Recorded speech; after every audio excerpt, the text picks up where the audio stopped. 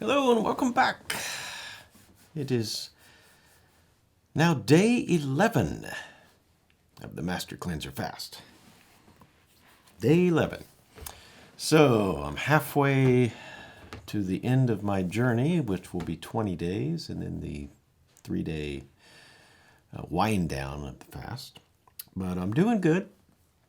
So didn't have as much energy today because I only drank 2 containers instead of the 3 that I'm used to doing. I didn't do a whole lot of physical activity today, but started kind of late, so that kind of threw me off on my drinking of the containers. So, but nothing much to report. Everything's kind of putting along. So I still feel good though. And yeah, so I'm still looking forward to cooking again. Not really thinking about eating as much, but cooking. I miss the process of cooking. So I'm looking forward to doing that. But we're going to continue reading in the Master Cleanser book by Stanley Burroughs, where we left off yesterday. Okay, we were covering, should I take supplements? Got a little bit into the saltwater bathing. So now we're going to continue on with what about the use of vitamins during the fast?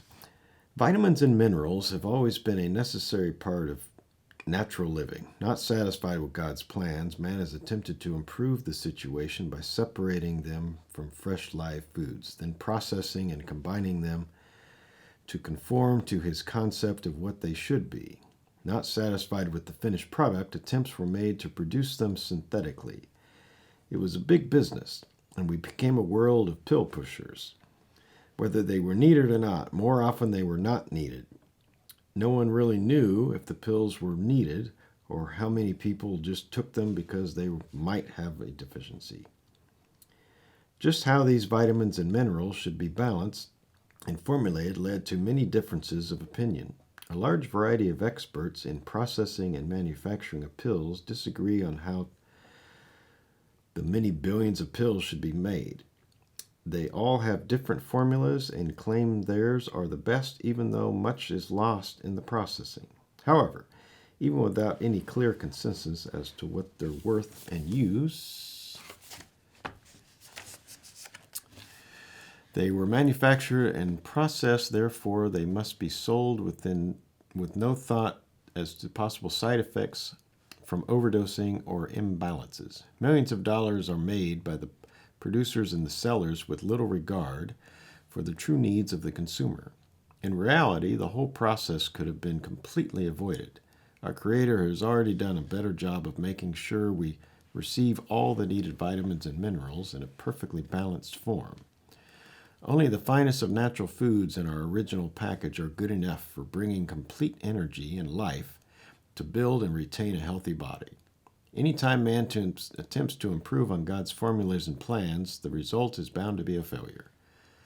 The simple rules to complete nutrition include all the vitamins and minerals needed by all mankind and all animals. Our Creator has given the right food for the right animal for complete nutrition. This is also true for man. When these foods are properly prepared and eaten, there is nothing more that man can do to prepare a better food. As we eat the correct foods and without excess, the body will produce all the needed vitamins. Foods grown properly in complete mineral-rich soil will have all the minerals in them. Thus, we have no need for vitamin-enriched foods created synthetically by man, nor the extra minerals. All refined and devitalized foods must be completely eliminated from our diet. If refined and devitalized foods are eaten, then and only then does man have any need for additional supplements. Just how much and what combination, even with long and complicated tests, will probably never be determined, so this form of unnatural nutrition will always be lacking. Such a plan is a very poor substitute for the right way. I believe I read this yesterday, but a little refresher course for you. Because a lot of people do want to know, what about my supplements and my vitamins that I'm normally taking. So, okay, now we're getting on to it. Here we go. Next section, will it make me feel bad or weak? In the cleansing process, some people experience a tremendous stirring up and may even feel worse for several days. It is not the lemonade that causes the trouble, but what the lemonade stirs up in the system that causes our dizziness and other disturbances. Vomiting may occur under certain conditions. Increased pain may be felt in the various joints of the body. Dizziness may develop on certain days. If weakness develops at any time, it is the result of poisons circulating through the bloodstream, rather than a lack of food or vitamins. This diet gives a person all the vitamins, food, and energy necessary for the full 10 days or longer in a liquid form. Rest and take it a little easier if you have to. Although most people can go on about their regular business without difficulty, keep right on with the diet. Don't give up or cheat by eating a little food, or you may destroy the benefits. Even though the lemon is an acid fruit, it becomes alkaline as it is digested and assimilated. It is, in fact, our best and aid toward proper alkaline balance. There is no danger of too much acid. Alcoholic smokers and other drug addicts will receive untold benefits from this diet. The chemical changes and the cleansing have a way of removing the craving and the many probable deficiencies. Thus, the desire for unnatural types of stimulants and depressants disappears. The usual cravings experienced and suffered in breaking away from drugs and alcohol and tobacco no longer present themselves during and after this diet. It is truly a wonderful feeling to be free from slavery to these many habit-forming and devitalizing elements of modern living. Coffee, tea, and various cola drinks as habit-forming beverages also lose their appeal through the marvels of the lemonade diet. Okay, let me see how much more we've got to go here. Yeah, we'll do this real quick. How to break the lemonade diet. Coming off the lemonade diet properly is highly important. Please follow the directions very carefully.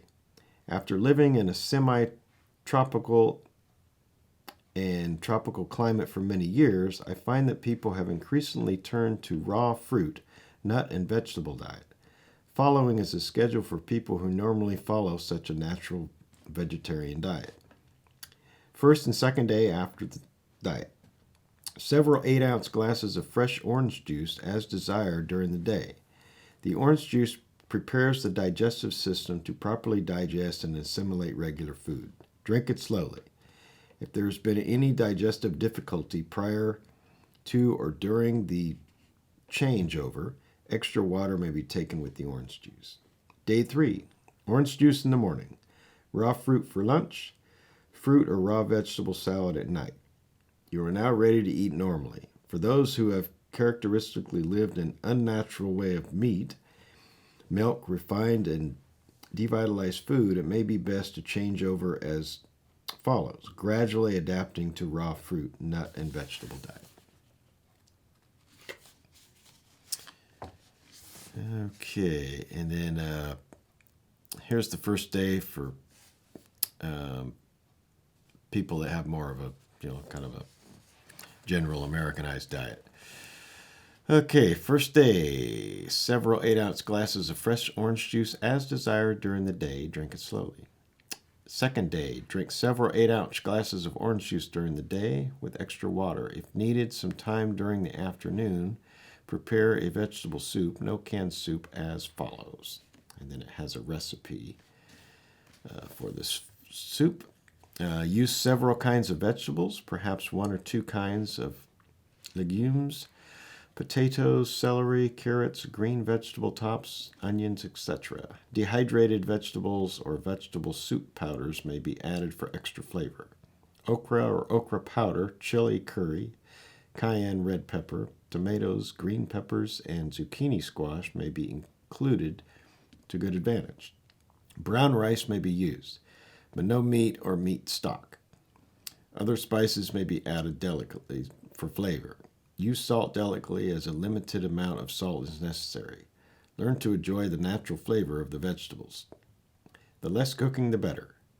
Read for special article on salt and the September 1977 issue of National Geographic magazine. So if you happen to have that laying around, some old National Geographics, you might look that up. Okay, and moving along. Have this soup for the evening meal using the broth mostly, although some of the vegetables may be eaten. Rye wafers may be eaten sparingly with the soup, but no bread or crackers. Third day, drink orange juice in the morning. At noon, have some more soup. Enjoy maybe made the night before. Oh, enough may be made a night before and put in the refrigerator.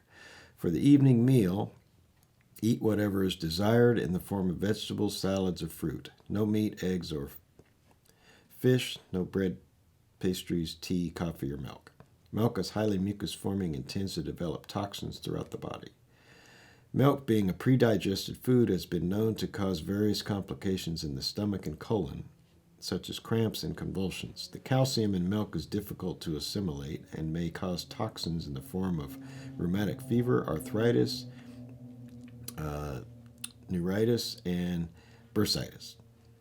The resulting lack of proper digestion and assimilation of the calcium follows it to go into the bloodstream in a free form and is deposited in the tissues, cells, and joints where it can cause intense pain and suffering. Alrighty, so I think we're going to stop right there. Well, I got the fourth thing. Let me read that too. What the heck? Yeah, we'll go ahead and do that. Okay, normal eating may be resumed, but best health will be retained if the morning meal consists of our type of lemonade or fruit juice, and of course, it is strictly fruit. Or if a strictly fruit, vegetable, seed, and berry diet is followed. If after eating is resumed, distress or gas occurs, it is suggested that the lemonade diet be continued for several more days until the system is ready for food. Recap of the steps to be taken in the diet. Be careful to read the entire instructions so that the diet will be of the best benefit to you. First, prepare yourself mentally to follow in detail the entire directions and continue as long as needed to make the necessary changes. One of the best signals of the completed diet is when the formerly coated and fuzzy tongue is clear pink and clean looking. During the diet, it becomes very badly coated. I can attest to that. The night before, starting the diet, take the laxative tea. In the morning, take the salt water or laxative tea. This should be done each night and morning during the diet. Rare exception if diarrhea develops. When diarrhea is ended, then continue above directions. Now the lemonade formula. Breaking the diet, be absolutely sure to follow the directions very carefully to prepare your body for normal eating. Do not overeat or eat too soon. Serious problems, nausea, can occur if detailed directions are not followed. So that is very important. And one last thing here, how do I get my protein? Often the question is asked about the need for amino acids and animal protein foods. The need is highly exaggerated as only 16% of our body is protein. The answer to this question is very simple. We first need to understand that pure protein is primarily nitrogen, with oxygen, hydrogen, and some carbon. We all know we get a large share of our oxygen and hydrogen needs from the air, along with some carbon. There is 4 times the amount of nitrogen in the same air as there is oxygen, hydrogen, and carbon combined. Since we are able to utilize and assimilate a large amount of our needs of these elements into our bodies, we are able to assimilate and build the nitrogen also into our bodies as protein. This is done by the natural bacteria action, which is capable of converting it to our use. So hopefully that will answer that question. Okay. So hopefully that will give you a little food for thought, so to speak. Now going over how I break it, I do that pretty similar. I'll do the orange juice the first day. And then the second day I'll do the orange juice, but then I'll eat a banana first and then an orange later on. Because the banana is like really, you chew it up really good. It's just kind of soft and creamy. So it gives your stomach a little something to work on. The orange juice kind of got prepared, and then eating the orange, the pulp in it really gives it some more to work on. So that's kind of the way I like to do it. And then the third day, I'm doing all that, doing the mixture, the orange, really just eating the orange rather than drinking the orange juice. But you can drink it too. And eating some more bananas, and then by that evening, then I'll usually do like a simple salad, a spinach salad or something like that with some stuff on it. Or I might try the soup this time, just kind of make some of that up. So that's kind of how I do it. Because I have come off like in 2 days, and then my stomach was not happy with that. So it's worth it to take the time to do it right. So I think that's going to be it for me tonight. I'm going to finish some more of my tea. Go get a good night's sleep and be at it tomorrow. So if you'd like to find out some more, you can go to tuckersurvival.com, and we have a page dedicated to survival health and these episodes, and you can click and check out all the back episodes if you want. We also have other shows that we do, News from the Bunker, Thoughts from the Bunker. You can check all those out as well. We have blogs you can read. We've got a news section. So just log on and look around a little bit. Again, that's tuckersurvival.com. So you go out there and you have a good day or evening, depending on when you are watching this. And we will see you next time on Survival Health. You have a good one out there.